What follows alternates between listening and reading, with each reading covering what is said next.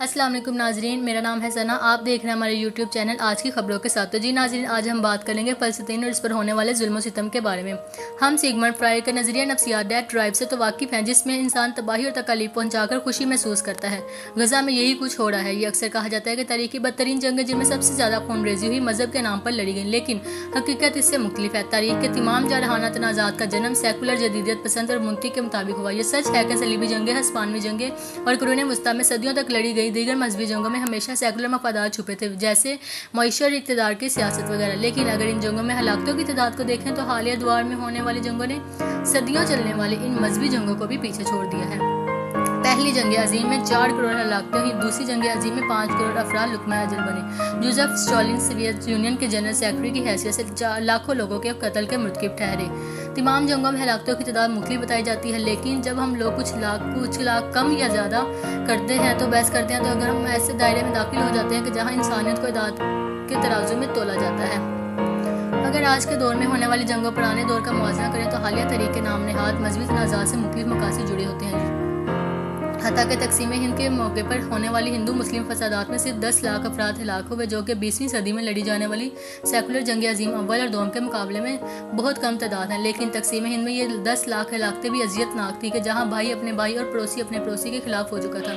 ان فسادات سے ہونے والے جانی نقصان کا درد اب بھی جس طرح محسوس کیا جا سکتا ہے، جس کا مقابلہ عالمی جنگوں میں ہونے والی ہلاکتوں کے ساتھ نہیں کیا جا سکتا۔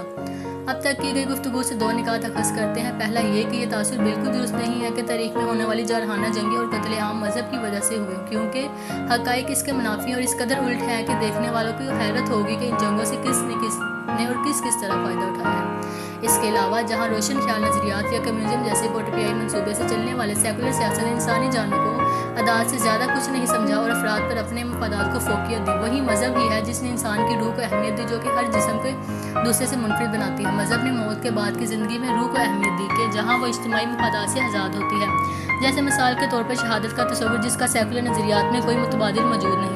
دوسرا نقطہ یہ ہے کہ پرتشدد تنازعات میں ہونے والی اذیتوں کو اعداد میں نہیں ماپا جا سکتا۔ اگر ایسا ہوتا تو اپنے قریبی کو کھونے کا دکھ دیگر جنگوں میں ہلاک ہونے والے لوگوں کی وجہ سے کم ہو جاتا، لیکن ایسا نہیں ہے۔ چاہے دور دراز علاقوں میں لڑی جانے والی جنگوں سے آپ کتنی ہی یکجہتی کا مظاہرہ کیوں نہ کریں، آپ اس طرح کا دکھ کبھی بھی محسوس نہیں کر پائیں گے جو کہ کسی اپنے قریبی شخص کو کھونے کے بعد محسوس ہوتا ہے۔ میں اب اپنے خیالات کو قضیہ فلسطین کے تناظر میں پیش کرتی ہوں، جو کہ اس وقت سب سے زیادہ مصائب کا شکار ہے۔ فلسطین جہاں سیکولر اور مذہبی نظریات کا تصادم پیچیدہ متضاد انداز میں ہوتا ہے، اس میں کوئی دو رائے نہیں کہ اسرائیل فلسطین کا تنازع نو آبادیاتی تنازع ہے، یعنی یہ ایک سیکولر تنازع ہے کہ جس میں فلسطین غاصب قوت اسرائیل کے خلاف مزاحمت کر رہا ہے۔ نو آبادیاتی قوت کا مقابلہ کرنے کا سب سے بڑا جواز ان کے پاس یہ ہے کہ اسرائیل بنیادی انسانی وقار اور انصاف کا انکاری ہے۔ تاہم یہ بات بھی درست ہے کہ فلسطین پر قبضے کے ساتھ بنیادی ڈھانچے میں دیگر مفادات کے ساتھ ساتھ اہم مذہبی مقاصد بھی شامل ہیں۔ 19ویں صدی سے بائیں بازو کے نظریات رکھنے والے عالمی رہنماؤں نے ممکنہ عالمی انقلاب کے حوالے سے فلسطین کے انقلاب کو قریب سے دیکھا ہے۔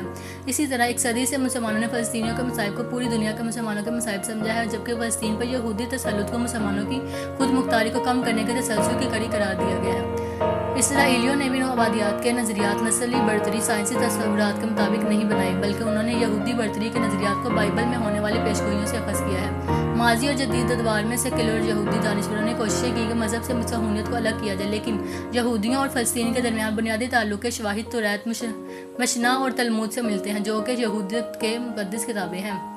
اسی طرح وہ اسرائیل جو اس بات پر یقین کرتے ہیں کہ ان کی نو آبادیاتی روایہ فطری طور پر یہود مخالف نظریات رکھتی ہے، ان سے پوچھا جانا چاہیے کہ اگر اسرائیل یہودی نہیں بلکہ ہندو یا مسیحی آبادکار ہوتے تو کیا فلسطین تب ان کے خلاف اپنی آزادی کے لیے مزاحمت نہیں کرتا؟ کچھ اس طرح کا سوال فلسطینیوں کی سلامتی کے لیے دعا گو دنیا بھر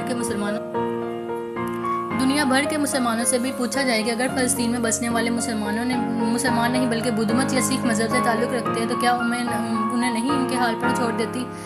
یہ سوالات مشکل ہیں، لیکن موجودہ دور بھی تو دشوار ہے۔ غزہ میں نسل کشی کے دوران اسرائیلی افواج یہودی کے مذہبی نشان کے ساتھ نظر آئیں، چاہے وہ بمباری سے تباہ کیے گئے محلوں میں منورے یہودی کے مذہبی رسومات میں شمع جلانے کے لیے استعمال ہوتا ہے، رکھنا ہو یا پھر یہودیوں کے تعطیلات میں نسل کشی کے حوالے سے خفیہ متن کو شامل کرنا ہو۔ یہ درست ہے کہ یہ خیالات یہودی مذہب کی نمائندگی نہیں کرتے، بالکل ویسے ہی ہے جیسے دہشت گرد تنظیمیں یہ ظاہر نہیں کرتی کہ اسلام ان پر پرتشدد نظریات کی اجازت دیتا ہے، لیکن محض تجسس کے لیے اسرائیل کی جنگ میں مذہبی پہلو کو ایک جانب نہیں رکھا جا سکتا۔ غزہ اور مغربی کنارے میں اسرائیل پہ وحشیانہ کارروائیوں کی ویڈیوز دیکھیں تو داعش کی یاد آ جاتی ہے، خاص طور پر بزرگ فلسطینی کو گولی مارنے کی اسرائیلی فوجی کی ویڈیو ذہن کے پردوں پر آ جاتی ہے۔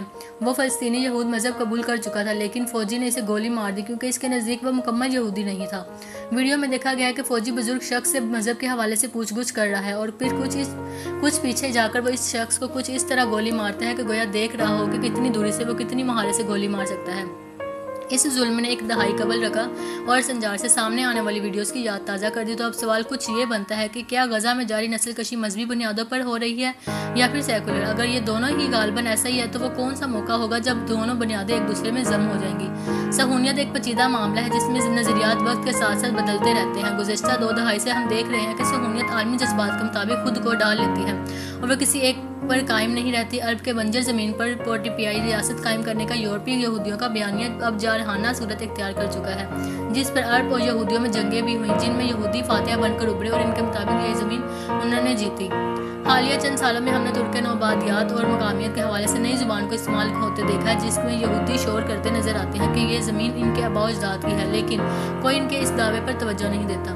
ان کے بیانات میں تبدیلی سے واضح ہے کہ عالمی جذبات اسرائیل پر بھی اثر انداز ہوتے ہیں اور ان سے مواقف ہونے کے لیے محنت اور مسلسل کام کرنا پڑتا ہے، لیکن اب چونکہ فلسطین کی کہانی سے دنیا واقف ہی ہے اور جو بھی اس کہانی کو سنتا ہے وہ بھی ان سے ہمدردی کرنے لگتا ہے۔ اسرائیل کو تیزی سے تبدیل ہوتے دنیا سے مواقف ہونے کے لیے نئی حکمت عملی تلاش کرنا ہوگی۔ 7 اکتوبر کو حماس کے اسرائیل پر حملے کے بعد ایک نئی قسم کا بیانیہ سامنے آیا۔ اس بیانیے نے اسرائیلی تاریخ کے پہلوؤں کو تسلیم کیا جن میں 1947 اور 1948 میں فلسطینی دیہات میں قتل عام، برطانیہ، سوویت یونین اور امریکہ جیسی کامیاب سامراجی طاقتوں کے ساتھ اتحاد، مغربی اور دارالحکومت میں امن معاہدے طے کرنا وغیرہ شامل ہیں۔ شاید انٹرنیٹ کے دور میں وہ حقائق چھپانا ممکن نہیں رہا۔ وہ پہلو جن پر اسرائیلی معاشرے میں بات کرنا معیوب سمجھا جاتا تھا اب ان پر قانونی مباحثے ہو رہے ہیں۔ اس میں تبدیلی کی ایک اہم وجہ یہ بھی ہے کہ اس بار فلسطینی بدل چکے ہیں۔ وہ جو پہلے 2 ریاستی ڈھانچے کو اسرائیلی فلسطین تنازع کا حل سمجھتے تھے، نوجوان فلسطینی اب الجبریہ کے انقلابی ماڈل کو ماننے لگے ہیں کہ نوآبادیاتی قوت کو اپنی سرزمین سے بے دخل کرنا ہی قبضۂ فلسطین کا واحد حل ہے۔ اس آواز میں ایک المناک سچائی پوشیدہ ہے، لیکن جب میں غزہ سے سامنے آنے والی ویڈیوز دیکھتا ہوں تو ایسی اسرائیلی قوم سے ہمدردی محسوس کرنا مشکل ہو جاتی ہے کہ جو اپنی زمین کو مستقل طور پر محفوظ کرنے کا واحد حل ہے۔ فلسطینیوں کی نسل کشی کو سمجھتی ہے۔ ہم سگمنڈ فرائڈ کے نفسیات کے نظریہ ڈیتھ ڈرائیو سے تو واقف ہی ہیں جس میں انسان تباہی اور تکالیف پہنچا کر خوشی محسوس کرتا ہے۔ غزہ میں یہی کچھ ہو رہا ہے اور افسوس کے ساتھ ایسا نہیں ہونا چاہیے۔